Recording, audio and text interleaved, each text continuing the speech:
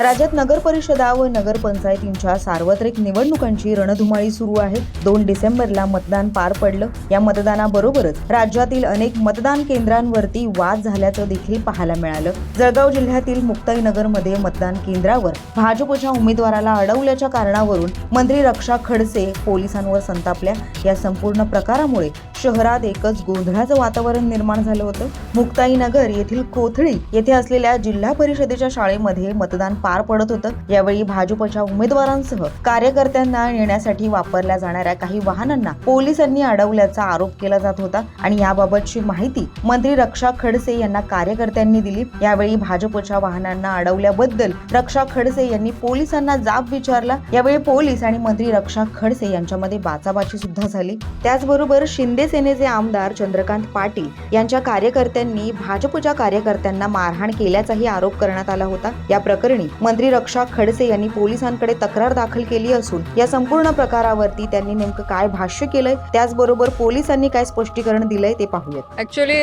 जेव्हा शेवटचा टप्पा होता वॉर्ड नंबर 5 मध्ये, तिथे आपले उमेदवार होते, जे आमच्या महिला उमेदवार आहे, मुस्लिम उमेदवार आहे आणि त्यांच्यासोबत त्यांचे जे आता घरातले लोक होते, शेवटून मतदान त्यांचं बाकी होतं, ते करायला गेले तर तिथे धक्काबुक्की झाली, त्यांच्या घरच्यांना तिथे मारलं गेलं आणि अशा पद्धतीचं सगळं माहोल जो दुपारपासून तुम्ही पण बघताय की पूर्ण शहरामध्ये सगळे ते ग्रामीण भागातनं आणलेले, काही भुसावळवरनं आणलेले सगळे बाहेरचे लोक इथे पूर्ण मस्ती करताय, इथे पूर्ण दादागिरी करताय, रॅल्या काढताय, इथे घोषणा देताय। स्वतः आमदार जेव्हा की आचारसंहिता असं म्हणते की प्रचार संपल्यानंतर तुम्ही कोणतेही तुमच्या पक्षाचं लेबल लावू शकत नाही किंवा प्रचार करू शकत नाही, घोषणा तुम्ही देऊ शकत नाही किंवा तो जे आपण मफलर वगैरे घालतो ते घालू शकत नाही।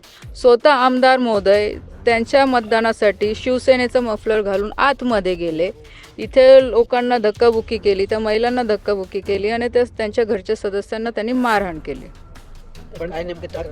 आता तक्रार आम्ही हीच दिलेली आहे की जो काही प्रकार घडलेला आहे तो इथे FIR मध्ये आम्ही नोंद करायला लावलेला आहे आणि चंद्रकांत पाटील असतील किंवा त्यांच्यासोबत ते जे काही त्यांचे सगळे शिवसेनेचे पदाधिकारी असतील, कार्यकर्ते असतील, त्यांच्या गुन्हा नोंद झालेला आहे। आज मुक्ताईनगरच्या नगर परिषदेच्या निवडणुका चालू होत्या आणि 4:30-5 वाजण्याच्या दरम्यान एक जहांगीर अहमद खान म्हणून एक फिर्यादी आहेत कंप्लेनर, तर त्यांच्या सुनबाई तिथे इलेक्शनला उभ्या होत्या। तर त्यांचे दीर हे काय वोटिंग करण्याकरता आतमध्ये बूथमध्ये गेले होते।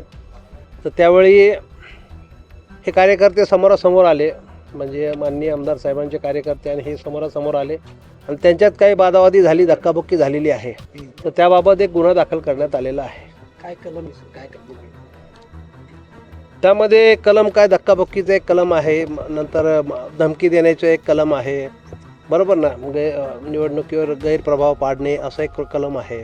कोणावर आरोप करण्यात आलेले आहे? आरोप कार्यकर्ते आहेत ना, हे शिवसेनेचे कार्यकर्त्यावर आरोप आहे। पण रक्षा खडसेंचा असा आरोप आहे की आमदार स्वतः तिथे होते आणि त्यांच्या समोर आमदारांचं पण FIR मध्ये नाव आहे असं ते सांगतात, तसं काही आहे?